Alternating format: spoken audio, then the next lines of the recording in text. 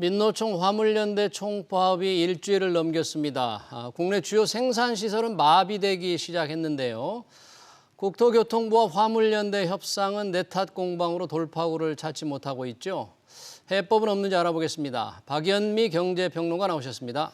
어서 오세요. 안녕하세요. 네, 화물연대 총파업 벌써 8일째네요. 네. 뭐 쉽게 끝나지는 않겠지만 왜 이렇게 길어지고 있습니까? 이게 비단 화물연대 파업이 돈 문제만 걸려 있는 게 아니기 때문입니다. 실질적으로 현장에서 보면 예. 새 정부와 노동계가 관계를 설정하는 첫 번째 큰 사건인데 코로나19 와중에 우리가 한 2년 동안은 이른바 춘투, 화투 이런 단어들이 사라졌었거든요. 네. 그래서 노동계가 대규모로 모여서 실력을 과시하는 자리가 이번이 처음인데 여기에서 밀릴 경우에는 정부든 노동계이든 향후에 협상력이 상당히 떨어진다고 보니까 서로 협상에 다가가기가 어려운 거고요. 실제로 앞으로 남아있는 그 노동자들의 대회 상당히 많이 남아있는 상황입니다. 7월 2일에는 예. 7만 명이 모이는 전국 노동자 대회가 있고요. 금속노조 파업도 7월 중순에 예고가 돼 있습니다. 또 8월에 노동자 대회 이후에는 보건운수노조 총파업 이런 것들이 순차적으로 지금 예정이 되어 있는 상황이기 때문에 여기에서 밀리면 안 된다. 양쪽 다 그런 입장이 있는 거죠. 네, 그러니까 지금 민노총 화물연대가 문제를 삼고 있는 안전운임제 말고도 노동계와 새로운 윤석열 정부 간에 밀리지 않으려는 기싸움이 지금 벌어지고 있다. 이런 관점에서도 봐야 되겠네요. 그렇습니다. 그러면 8일이 됐지만 쉽사리 해결될 것 같지 않은데 지금 산업계 피해 상당히 심각하게 나타나고 있죠. 네, 산업부가 어제 기준으로 집계한 결과를 좀 보면 7일에 파업이 시작이 돼서 12일까지 6일 동안 대략 1조 6천억 원 정도 산업계가 여파를 입었다. 부문별로 좀 볼까요? 자동차 업계에서는 대략 2,600억 원어치의 피해를 봤다 이렇게 주장을 합니다. 수출해야 되는 물량을 선적하지 못한 것, 또 울산공장에 부품이 들어오고 나가지 못한 것 이런 것들이 포함이 된 거고요. 철강업계도 대략 7천억 원, 또 석유화학업계는 5천억 원, 시멘트업계도 900억 원 이상의 손실이 발생했다 이렇게 이야기를 하고 있는 상황인데 문제는 이게 표면적으로 드러난 숫자이고요. 추후에 2차 업체, 3차 업체, 소위 다운스트리밍이라고 해서 그 관련 업계 전반에 미칠 영향을 생각하면 이런 문제가 비단 여기에서 그치지 않을 거다. 뭐 대표적으로 보면 석유화학 업체에서 나프타 분해 시설이 제대로 돌아가지 못하기 시작하면서 이제는 동남아시아 전반에 플라스틱 생태계가 교란될 거다. 이런 전망까지 나와 있습니다. 뭐 지금 자동차, 철강, 석유화학 피해 규모를 잘 말씀해 주셨는데 지금 뭐 민노총 화물연대에서 뭐 반도체 관련 이 원료 공장을 또 타겟으로 삼고 있어서 반도체 회사들 상당히 긴장하고 있다고 그래요. 네, 산업계 뭐 어느 한 군데 긴장하지 않을 수 없는 분야가 없는 상황이죠. 워낙 그렇게 피해가 크니까 그동안에 이제 국토교통부죠. 관련 부처가 국토교통부 또 화물연대와 뭔가 협상이 있어서 타결이 될 것 같았는데 빠그라졌다. 그런데 네 탓이다. 이른바 진실 공방이 일어나고 있다는데 어떤 거예요, 이거?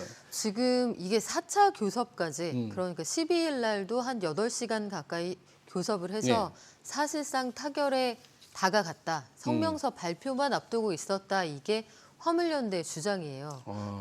기저에 깔려있는 이야기는 뭐냐면 일단 안전운임제, 쟁점이 되었던 이거는 연장을 하고 안전운임제 대상이 되는 품목이나 그 업계를 좀 확대하겠다. 여기까지 얘기가 되었었는데 이 합의 성명문을 발표하기 직전에 국토부가 여당의 언지를 받았다. 그러니까 국민의힘에서 이번 합의에 정당이 오케이 한 것과 같은 그런 뉘앙스를 주고 싶지 않아 했다.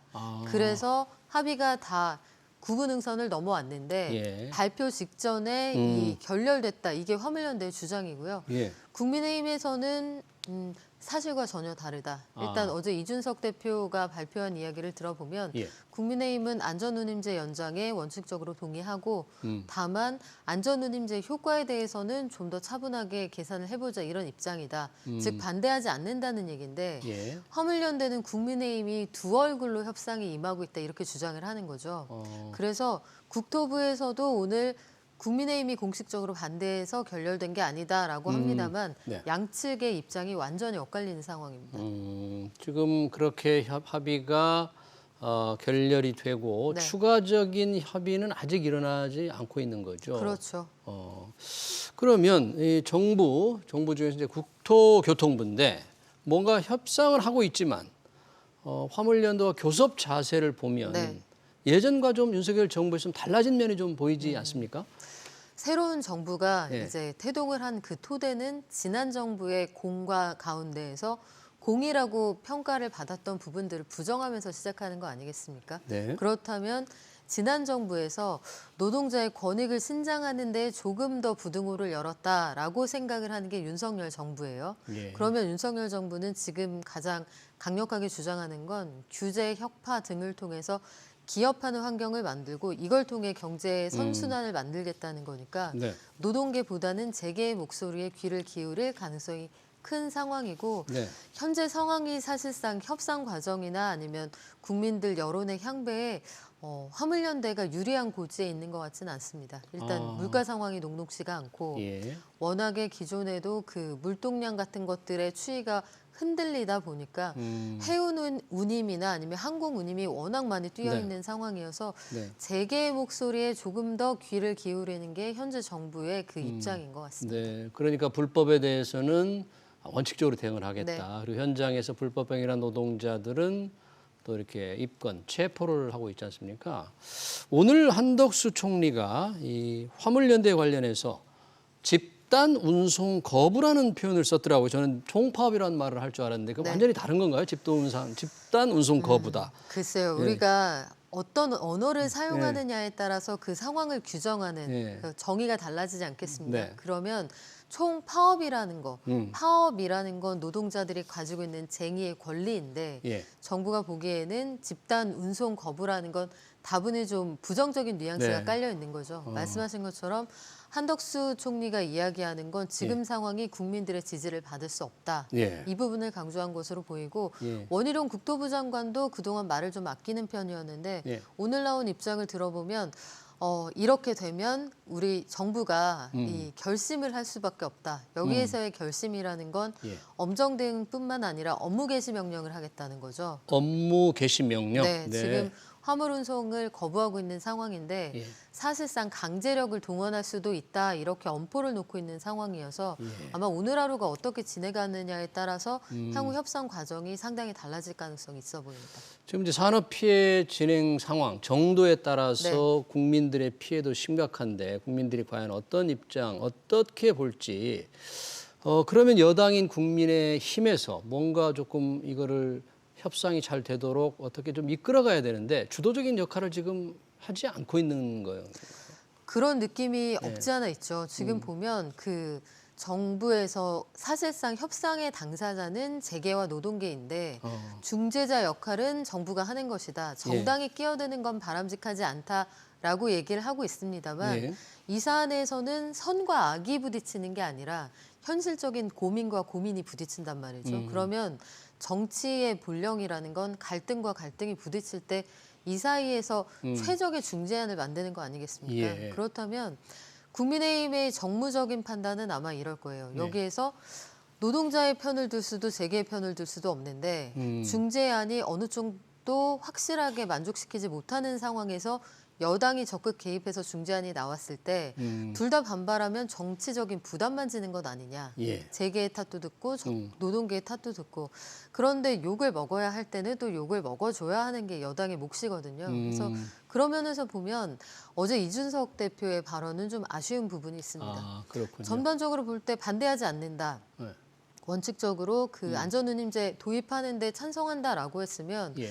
어제 그제 이준석 대표가 최근에 가장 많이 하고 있는 말이 자기 정치를 하겠다는 거잖아요. 네, 그렇게 얘기를 했었죠. 그 자기 정치가 왜 민생의 가운데는 없느냐 이걸 되물을 수 있는 거죠. 그래서 이럴 때 만약에 이준석 대표가 팔을 걷어붙이고 적극적으로 중재하는 모습을 보이거나 네. 아니면 미움받을 용기를 보여준다. 이게 여당의 본령이 아닐까 이런 생각을 충분히 할 수 있는 상황입니다. 네, 여당이 좀 더 적극적으로 나서야 되는데 화물연대 얘기만 받아들이다가는 화주 그러니까 물건 운송을 맡기는 화주 측의 반대 또 받을 수가 있기 때문에 네. 뭔가 좀 직접적으로 나서지 않는데 그럼에도 불구하고 윤석열 대통령 파업 장기화에 대해서 다각도로 대안을 마련하라. 뭐 여러 가지에 대해서 주문을 요즘 윤석열 대통령이 많이 하고 계시는데 다각도로 대안, 어떤 대안을 마련하라는 뜻일지 모르겠어요. 지금 정부의 원칙은 엄정 대응, 법치주의 이런 것들로 표현이 되는 상황인데 현재까지 정부가 대응하는 모습을 보면 강경한 것으로 보이고요. 예. 이게 결국은 산업 현장이나 아니면 물가에 직접적인 영향을 줄 수 있다고 보기 때문에 예. 정부가 원칙론을 다시 한번 강조를 한 것으로 보이고 예. 오늘 뭐 어제도 그렇고 오늘도 그렇고 증시 상황부터 금융시장이 한마디로 패닉입니다. 그렇죠. 이런 상황이 벌어진 것도 결국 물가 때문인데 물가를 건드릴 수 있는 행위에 대해서 정부가 용인하지 않겠다 이런 입장을 보여주는 것으로 보이고요. 다만 화물연대에서 주장하는 바 예. 경유값이 너무 폭등한 이 상황에 대해서 생존권을 위협받고 있다 이런 부분은 타협의 여지를 좀 찾아볼 수 있는 거거든요. 그러니까 유류비에 관해서 어떤 현실적인 보상이 가능할 것이냐.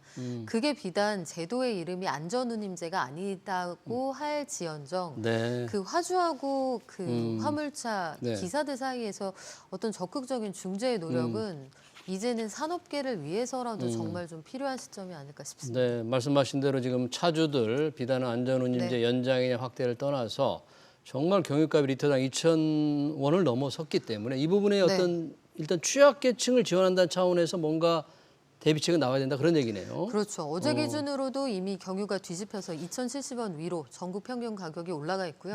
오늘 기준으로 오피넷에서 확인을 해도 네. 2,083원입니다. 전국 네. 평균 경유 가격이요.